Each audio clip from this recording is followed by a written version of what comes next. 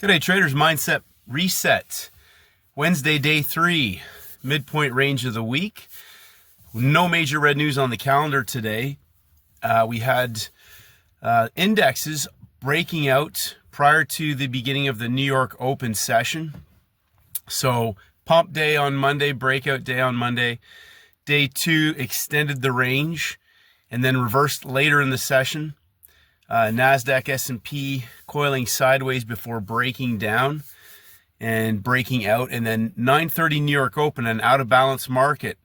Remember Dalton, market profile.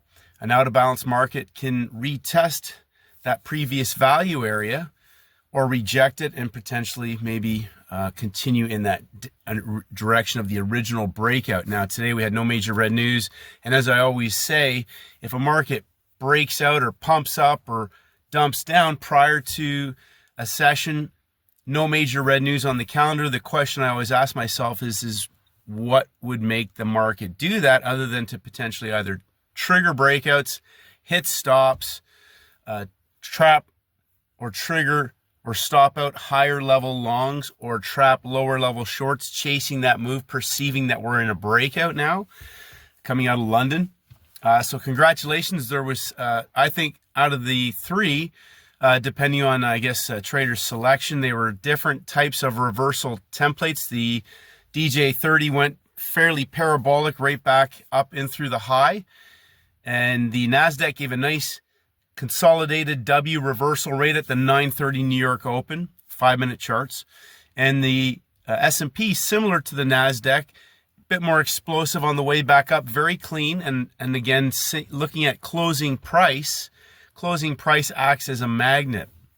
When the day starts, the market will auction around to or away from that level, but it can act as a magnet when that open of the New York session begins. Gold was an inside day yesterday, so we had a breakout on Monday, an inside day yesterday that closed as a first red day and blew off right off the beginning of the Asian session, taking out the low of the inside day before reversing aggressively and breaking down again in the London session and making a lower low.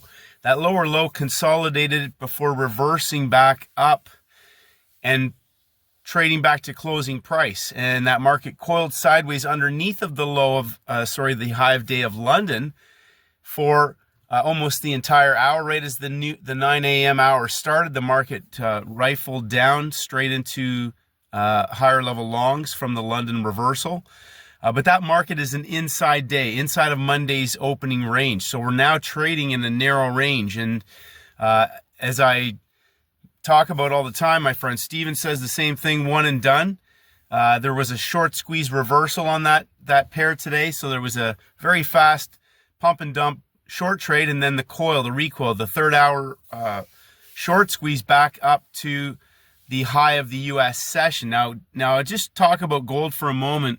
I would suggest to traders, unless you really know specifically what you're trading and how you're trading gold, if that's not your expertise, don't be chasing the volatility or the movement. That is a market that can tend to trap traders in a range or get them caught chasing movement, but that volatility sometimes can stop traders out.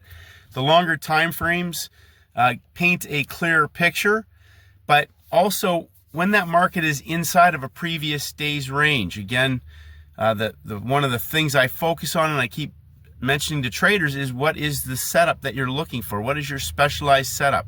Maybe you've got a couple of them, which brings me to my next point with the Canadian dollar. Several traders took that trade or one of the Canadian cross pairs. I think the Euro CAD, I believe, if I remember, was the other one that broke out. So breakout on day 2, pump day, that continued to extend the range and putting a high in place before retesting that high right into the open of the U.S. session. We're outside of the previous day's range. That's a beautiful box up top for a day 3 reversal. So day 3, 2 types of opportunities if indeed you find an instrument that presents a clean, well-engineered chart, and that is a parabolic trend trade or a parabolic reversal trade. We had continuation trades on day 3 on yen pairs.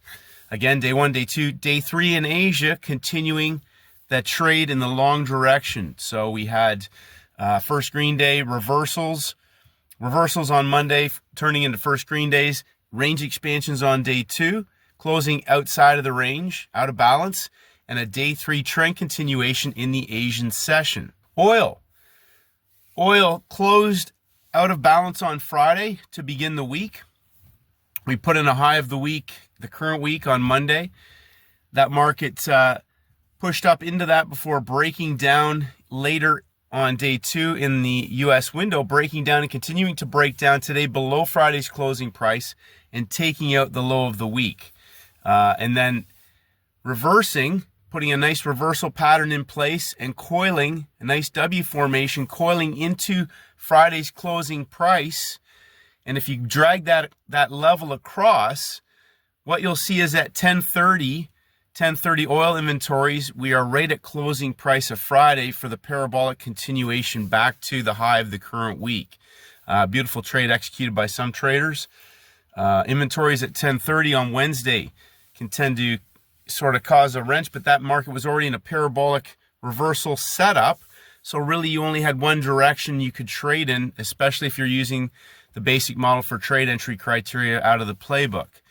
And so Wednesday, day 3, we've had some excellent opportunities. Yesterday, again, we had inside days on several pairs. Aussie dollar gave a reversal inside day trade. The British pound gave a first red day reversal trade from an inside day breakout of Monday's inside day.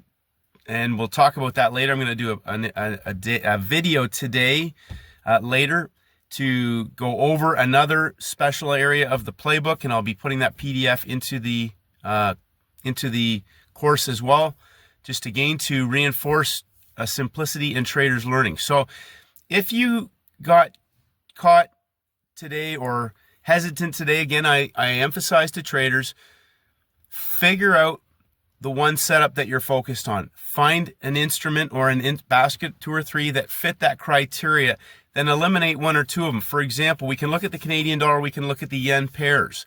The yen pairs continue to grind higher on a front side trend line directory on day 3. Contrast that to the Canadian dollar. We close and break out, we pump up and break down above the high of day level, and then pump back up into that right at the beginning of the US session. Remember what I said about the Canadian dollar? It can sometimes offer some fantastic opportunities in the US session. You've got Canada trading that, and you've got the US dollar being heavily traded in that session. So sometimes we can see some fantastic textbook opportunities. And as a result of that, the cross pairs may offer one clean, well-engineered template. So I have those 3 up, and typically whatever is the easiest, cleanest setup to take, that's the one I'm going to go with. So again, to answer your question, why was that a trade? Well, it's day 3. There's 2 types of trades on day 3 if you have a well-engineered template. Canadian dollar is in breakout. We've got the reversal setup, well-engineered, very clean, no major red news. Triggers our basic model for entry criteria right out of the playbook again. 9 a.m., right at the end of the first hour, the high of the day is locked in. Coil sideways on the 5-minute chart, and a nice little parabolic reversal just below closing price level, which took out the low of the day. So again, keeping it simple, focusing on simple, clean templates. So for some traders, if you got chopped up on gold or you got chopped up on an index, again, step back, number 1, step back and remember on day 3, trend trades or reversal trades. But if you're trading the indexes, 9:30 a.m. is when the index market opens. Currencies, gold, 8:20. Oil, 9 a.m. typically. We had oil inventories at 10:30. So we've got news tomorrow and Friday. Tomorrow, I think, is unemployment, and Friday, U of M or something at 10 a.m. I can't remember. But we've had some very clean charts, some different templates this week, but we have had very clean charts, very clean first green day trades, very clean first red day opportunities. And so again, stepping back and just knowing what a really clean, well-engineered opportunity looks like, being patient. If you're trading gold, what is your best trade candidate set up on gold? So again, if you're You know, there are some traders who that's their expertise. They know exactly what they're looking for. If you're trying to trade gold every day, step back, look at the bigger template, and be able to identify a clean, simple setup where it's 90-10, 90-10 opportunities. That market can deliver big time. But again, refinement. Trying to trade the same market every day can get traders into trouble. It's about the setups, not the market. It's the setups, not the instrument. Setups are rinse and repeat. You can then sit there and go, I know exactly what my setup is, and that does not look like my setup on that instrument today. Next. Day 1, day 2, day 3. Great day, traders. Tomorrow is day 2 on the backside. When we go through the video later, we'll probably be able to also identify any opportunities that may be setting up on Wednesday, day 3, the reset day, midpoint range of the week, heading into our closing range of the week, Friday, Free Cash Friday. Have a great day, traders, and may the markets go with you.